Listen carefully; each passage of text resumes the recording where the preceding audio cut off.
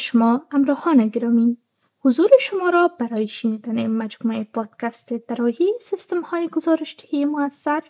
و محرمانه و تضمین امنیت حریم خصوصی قربانیان آزار یا خشونت جنسی خوش آمدید می‌گوییم.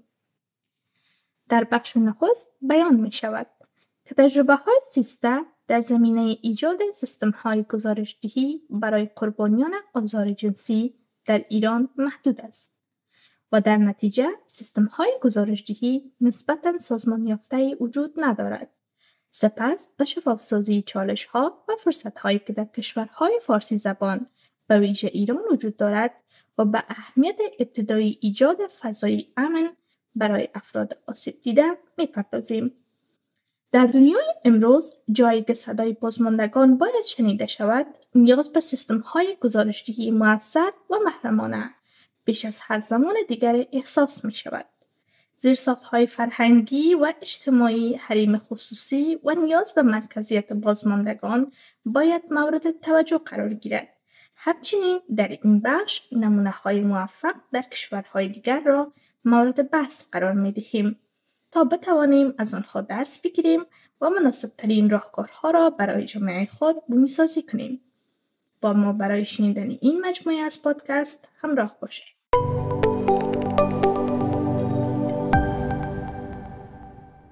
امروز در خدمتتون هستیم با مبحث طراحی سیستم‌های گزارش‌دهی مؤثر و محرمانه که در واقع تضمین امنیت و حریم خصوصی بازماندگان آزار جنسی رو داشته باشه. یک بخش مهمی که این موضوع داره اینه که متاسفانه تجربه‌های زیسته ممکنه اونقدر توی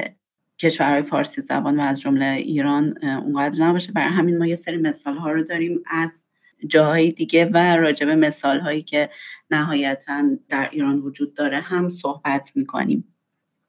اولین موضوعی که همونطور که قبلش مطرح کردم ما باش مواجه هستیم اینه که اساساً چرا در ایران این سیستم‌های گزارش‌دهی محدود و سازمان نیافته هستند. یک مقدارش مربوط به عدم آموزش کافی میشه که افراد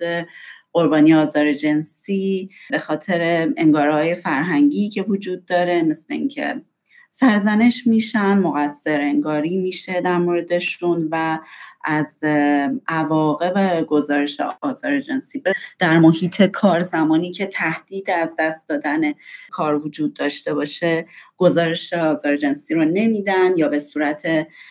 محدود این رو گزارش میکنن و بنابراین اینجا هست که نقش سازمان‌های مردم نهاد یا NGOها خیلی پررنگ‌تر میشه در مقابله با آزار جنسی، چون متاسفانه پدیده همه‌گیری هست و به همین دلیل بسیار حائز اهمیت نقش سازمان‌های مردم نهاد. سازمان‌های مردم نهاد قطعاً که خیلی خدمات ارزشمندی توی ایران در این زمینه و کشورهای فارسی زبان ارائه میدن و خیلی اوقات جبران مافات سیستم‌های بزرگتری رو میکنن که وجود نداره، ولی باز هم در این زمینه ما با مشکل مواجه هستیم، چون به هر حال در یک بستر فرهنگی این اتفاقات میفته و خیلی اوقات بقای سازمان‌های مردم نهاد در ارتباط مستقیم هست با اینکه اون سازمان یک سری چیزها رو نادیده بگیره و این خیلی اوقات متاسفانه تجربه زیسته است با اینکه دوست نداریم راجع بهش صحبت بکنیم و همین این سیستم رو دچار مشکل میکنه و این گزارش‌دهی رو محدود میکنه. بنابراین شاید تجربه جاهای دیگه بتونه کمک بکنه و البته بومی سازیش در جایی که هستیم که بتونه این مشکل رو مرتفع بکنه.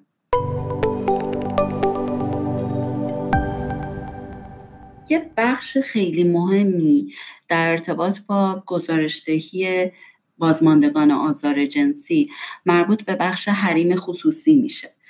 و این حریم خصوصی و مسائل مربوط به اون خیلی مهمه که در رابطه با خود بازمانده پیش بره. اون راوی یا اون بازمانده یا اون کسی که تصمیم گرفته راجع به این موضوع صحبت بکنه خیلی مهمه که احساس بکنه هدایت موضوع بر عهده خودشه و این رو ما حالا با مثالهای مختلفش آشنا میشیم و در واقع نقش مهمی که این موضوع داره اینکه حق حریم خصوصی بازماندگان زمانی که راجع به یک موضوعی با این حساسیت صحبت میکنن این حق پایمال نشه و بدونن که همچنان حریم خصوصیشون علیرغم افشاگری حفظ شده. و همطور که این مثالی که اینجا وجود داره، این تالارهای گفتگویی که توی این مثال ذکر شده همطور که همتون دارید میبینید خیلی نقش مهمی داره، اینکه احساس کنن این مسئله رو خودشون به صورت خودخواسته پیش میبرن و نقش مرکزی دارن در اون فرایندی که داره پیش میره، نه اینکه سیستمی وجود داره و اونها اد شدن به این سیستم، اضافه شدن به این سیستم. این برای یک کسی که تجربه از دست دادن حریم خصوصیش را در شخصی ترین موضوعات داشته بسیار مهمه این نقش مرکزی.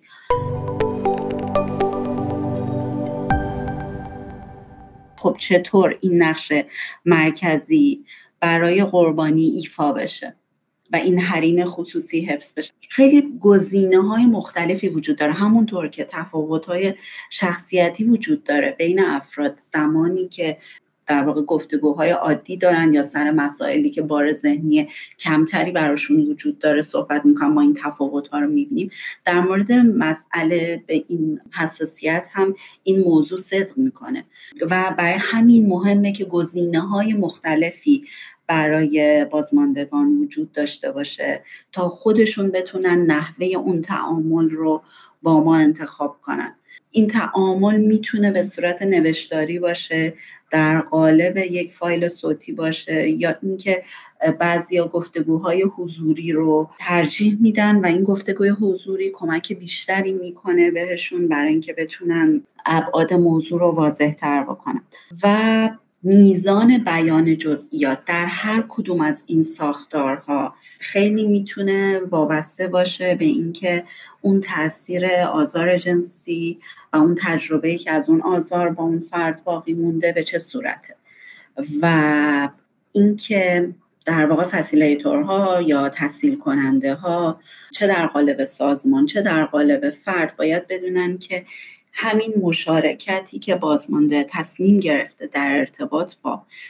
موضوع آزار جنسی داشته باشه، همین خودش همین تصمیم گیری احساس فشار ایجاد میکنه. بنابراین هر قدمی که افراد برمیدارن برای اینکه بخوان راجع به اون موضوع صحبت کنن خیلی باید قدم آگاهانه‌ای باشه. و ما چرا روی جزئیات تاکید بیشتری میکنیم؟ برای اینکه مسئله حساس‌تریه و کل این سیستم رو به شدت میتونه تحت تاثیر خودش قرار بده.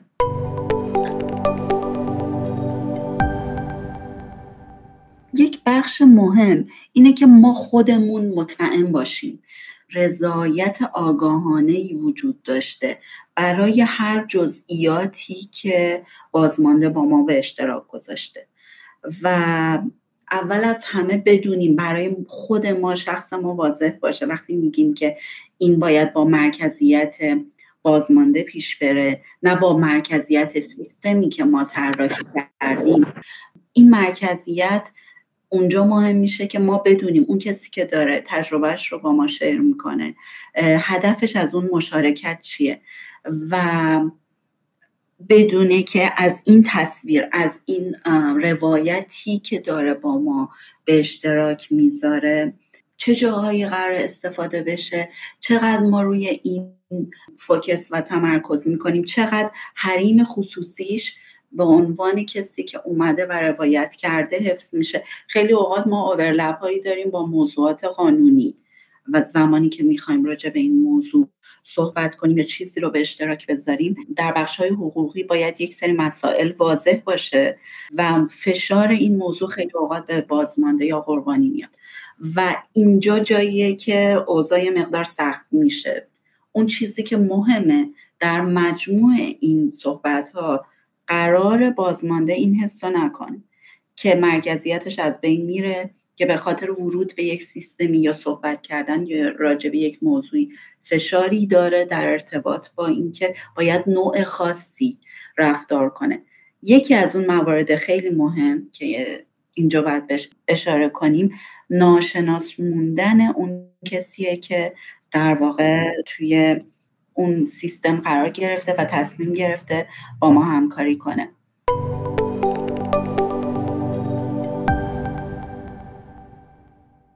دانستیم که ما باید به عنوان عضو از یک جامعه صدای بازماندگان را بشنویم و فضایی فراهم آوریم که آنها با احساس امنیت و حمایت به بیان تجربه‌های خود بپردازند و نیز نقش و ارزش سازمان‌های مردم نهاد و اینکه تبادل تجربیات مثبت از دیگر کشورها می‌تواند به ما کمک کند تا سیستمی را طراحی کنیم که بازماندگان بتوانند نسبت به آن اعتماد داشته باشند. مورد بحث قرار گرفت. امیدواریم که شما عزیزان با دید جدید و غنی‌تر نسبت به طراحی سیستم‌های گزارش‌دهی مؤثر برای بازماندگان آزار جنسی آشنا شده باشید. با ما در بخش دوم از پادکست همراه باشید.